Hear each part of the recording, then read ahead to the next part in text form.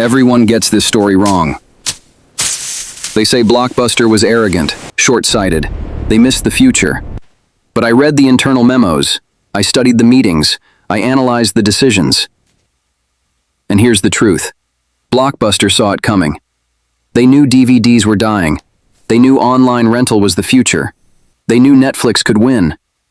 So why didn't they act? Because knowing what to do and being able to do it are two completely different things.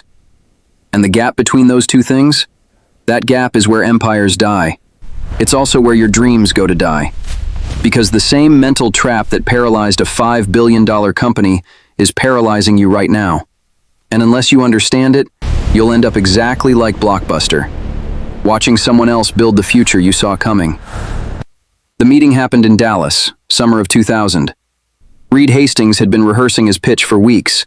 Netflix was drowning, losing $57 million a year. They had 300,000 subscribers and no path to profitability. Blockbuster had 65 million customers. Hastings flew to Dallas with his co-founder Mark Randolph and their CFO Barry McCarthy. They walked into Blockbuster's headquarters with a proposal that would save both companies. Most people think Blockbuster laughed them out of the room, mocked them, treated them like idiots. That's not what happened. John Antioco, Blockbuster's CEO, sat across from them and listened. He was polite, professional. He asked questions. Netflix wanted $50 million for 49% of the company. Antioco didn't laugh. He said, "Let me think about it." And that's where the story gets interesting. Because Antioco went back to his executive team, and they ran the numbers. Internal documents later revealed something shocking. They actually liked the deal. Online rental was clearly growing. Netflix had the infrastructure. Blockbuster had the distribution and the brand. On paper, it made perfect sense. So why did Blockbuster say no? It wasn't one person's decision. Finance said, "We can't justify spending $50 million on a company that's losing money." Operations said, "We can build this ourselves for cheaper." The board said, "Our shareholders won't understand why we're partnering with a competitor." And then someone asked the question that killed everything. What about the late fees? Late fees. Two words that built an empire, and two words that buried it. In 2000, Blockbuster made $800 million from late fees. Almost $1 billion from people forgetting to return movies on time. Customers hated it, but Blockbuster loved it. It was predictable, recurring, profitable. Netflix's pitch eliminated late fees. No late fees. Keep the movie as long as you want. And Blockbuster realized promoting Netflix meant killing their most profitable revenue stream. Protect the $800 million. Decline the partnership. Build their own online service later if needed. Safe. Fatal. Here's what's fascinating. Blockbuster knew they were trapped. Internal emails from 2001 show executives discussing the late fee problem. They knew customers hated it. They knew it was damaging the brand. One executive wrote, "We're a hostage to our own fee structure." But they couldn't let it go. Psychologists have a term for this: loss aversion. Your brain feels the pain of losing something twice as intensely as the pleasure of gaining something. Losing $800 million in revenue felt catastrophic. Gaining a potential future with Netflix felt abstract. So Blockbuster chose the devil they knew. But here's the trap. What made you successful becomes the prison that kills you. This isn't unique to Blockbuster. This pattern repeats everywhere. Kodak invented the digital camera in 1975, a full 20 years before digital cameras went mainstream.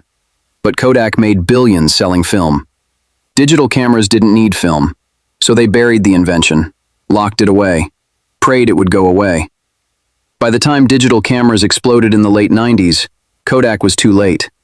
They filed for bankruptcy in 2012. Nokia dominated mobile phones in the early 2000s. They had prototypes of smartphones before the iPhone existed. But smartphones would cannibalize their existing phone sales, so they hesitated. Apple didn't hesitate. Now Nokia is a historical footnote, and Apple is the most valuable company on Earth. The pattern is always the same. You build something that works. It makes you rich. It makes you powerful. And then the world changes. But you can't change with it. Because changing means killing the thing that made you successful. So you cling to it. You defend it. You convince yourself the world will come back to you. And by the time you realize it won't, someone else owns the future. So Blockbuster rejected Netflix, and then something predictable happened. They started looking for evidence they'd made the right decision. In 2001, Netflix was still losing money. Blockbuster executives pointed to this. See? Unsustainable business model. We were right to pass. In 2002, Blockbuster's revenue hit $5 billion. They opened more stores. Their stock was climbing. Executives said, "Customers still love the in-store experience. We're untouchable." In 2003, Netflix finally turned a profit, but it was small. Blockbuster dismissed it. They're a niche player. They'll never scale. Every quarter, Blockbuster found new reasons to believe they didn't need to change. And every quarter, Netflix quietly grew. This is how your mind betrays you. Once you make a decision, your brain becomes obsessed with proving you were right. It's called confirmation bias. You stop seeing reality. You start seeing a version of reality that confirms your choices. Blockbuster did the same thing. When DVD sales started declining in 2005, they said, "Temporary shift. The market will stabilize." When Redbox kiosks started appearing in grocery stores, they said, "Low-quality experience. Customers want more than a vending machine." When Netflix launched streaming in 2007, they said, "The internet isn't fast enough. Streaming will never replace physical media." They weren't lying. They genuinely believed these things. Because once your brain commits, it will rewrite reality to avoid admitting you were wrong. Blockbuster's executives spent years building an elaborate story about why they were still winning. And the longer they told that story, the harder it became to see the truth. But here's the part that haunts me. There was a moment. A single moment when Blockbuster could have still survived. It was 2005. Activist investor Carl Icahn bought a massive stake in Blockbuster. He looked at the numbers and said, "You need to eliminate late fees. You're driving customers away." John Antioco, the CEO, agreed. In January 2005, Blockbuster ran a Super Bowl ad. Big announcement. No more late fees. Customers loved it. Subscriptions surged. But then something happened. Revenue dropped $400 million overnight. Because late fees weren't just a revenue stream. They were the revenue stream. The board panicked. Shareholders revolted. Icahn, the guy who pushed for the change, turned on Antioco.